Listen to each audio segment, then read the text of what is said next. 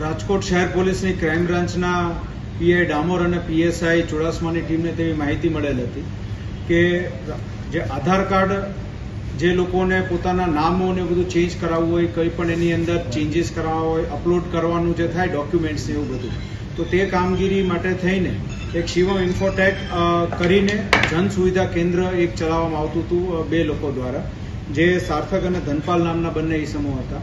અને તે લોકો આ જે જન સુવિધા કેન્દ્ર ચલાવતા ત્યાં અમુક પર્ટિક્યુલર ફીઝ લઈને, જે 300 થી લઈને 500 રૂપિયા સુધીની ફીઝ લઈને આધાર કાર્ડમાં નામ ચેન્જ કરવા માટેનું આખી કામગીરી કરતા હતા. પરંતુ આ કામગીરીની સાથે સાથે તે લોકો જે લોકો પાસે પોતાના આધાર કાર્ડમાં નામ ચેન્જ કરાવવા માટેના ઓરિજિનલ ડોક્યુમેન્ટ્સ જે છે એ પ્રોપર ન હોય તો એ ઓરિજિનલ ડોક્યુમેન્ટ્સ જે છે તે બનાવટી ઊભા કરતા હતા, જેમાં મુખ્યત્વે પાન કાર્ડ, પછી જન્મનું પ્રમાણપત્ર છે, મેરેજ સર્ટિફિકેટ છે, ગેઝેટ છે.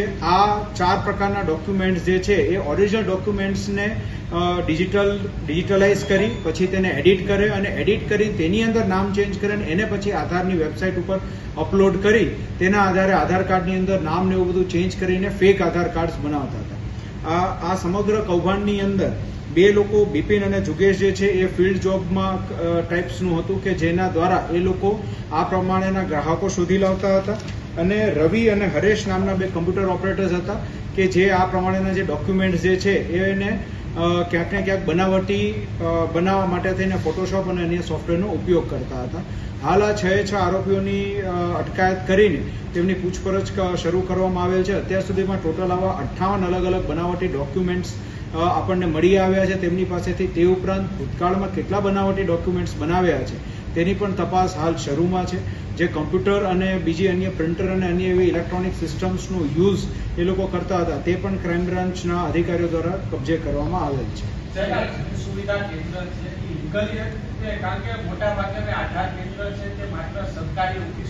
એ લોકો આ જન સુવિધા કેન્દ્ર જે છે એ ઓથોરાઇઝ રીતે ચલાવતા હતા અને એની અંદર જેન્યુઇન કામ પણ થતું હતું ને એની સાથે સાથે આ પ્રમાણેનું આખું બનાવટી દસ્તાવેજોનો ઉપયોગ કરી બનાવટી આધાર કાર્ડ બનાવવાનું પણ તે લોકો કામ કરતા હતા. કેટલા સમયથી કરતા? આ લોકો જે છે એ 500 થી 700 રૂપિયા લઈને છેલ્લા 1.5 વર્ષ નો સમયગાળો છે ત્યારથી શરૂ કર્યું હતું, જેમાં બનાવટી કામકાજ જે છે છેલ્લા 3 મહિનાથી તે લોકો શરૂ કરેલું. અત્યાર સુધીમાં કેટલા કામ બનાવટી બનાવ્યું છે અંદાજ? અત્યારે સુધીની તપાસમાં 58 ડોક્યુમેન્ટ્સ અમને મળી આવ્યા છે. એ ઉપરાંત બીજું તપાસ દરમિયાન ખ્યાલ આવશે કે કેટલા બનાવટી ડોક્યુમેન્ટ. એ લોકો ટોટલ 500 થી 700 રૂપિયામાં આ કામ કરી દેતા. સર, જે જગ્યાએ ઝડપાયા સિવાય બીજી કોઈ જગ્યા ખરી કે જ્યાં આ લોકો આ પ્રકારનું કામ કરતા હોય? એ હવે તપાસનો વિષય છે કે અન્ય કોઈ જગ્યાએ કરતા કોઈ એમની બીજી બ્રાન્ચ ઓફિસ છે કે કેમ, એ આગળની તપાસમાં પણ કરવા પાછળનું મુખ્ય કારણ શું હતું આ રીતે ચેડા કરવાનું?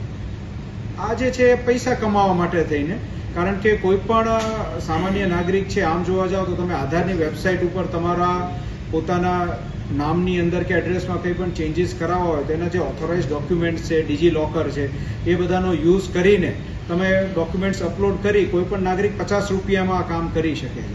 પરંતુ ઘણા લોકો આ વસ્તુ એમને ફાવતી ન હોય એટલે આ લોકો એમને મદદ કરતા અને પછી એના 10 ગણા રૂપિયા એ લોકો એમની પાસેથી લેતા અને પૈસા કમાતા. જે આરોગ્યો છે રાજકોટના જ રહેવાસી છે કે કેમ, અને જે તમને 58 ડોક્યુમેન્ટ્સ મળ્યા છે તે 58 રાજકોટના છે કે પછી કોઈ બહારની વિસ્તારના વ્યક્તિઓ છે? આ જે આરોપીઓ જે છે આપણા એ તમામ જે છે એ રાજકોટ શહેરની અંદર જ તે વસવાટ કરતા હતા. એડ્રેસ તમામના અહીંના છે અને જે બનાવવા માટે થઈને આવતા હતા એ અલગ અલગ જગ્યાએથી આવતા હતા, અલગ અલગ જિલ્લાઓમાંથી આવતા હતા. કોઈને પોતાના સરકારી ડોક્યુમેન્ટ્સ જે કંઈ પણ અપલોડ કરવાના હોય તે ઘણીવાર એવું થતું હોય કે નામ ચેન્જ કરવું હોય તો જે સરકારી ડોક્યુમેન્ટ તમારે એમાં અપલોડ કરવા હોય એમાં પણ અમુક ચેન્જીસ તમારે કરાવવા પડે. ત્યારબાદ એ ચેન્જ થયેલું નામ હોય એ તમે અહીંયા આધાર કેન્દ્રમાં આપો પછી આધાર કાર્ડમાં ચેન્જ થાય.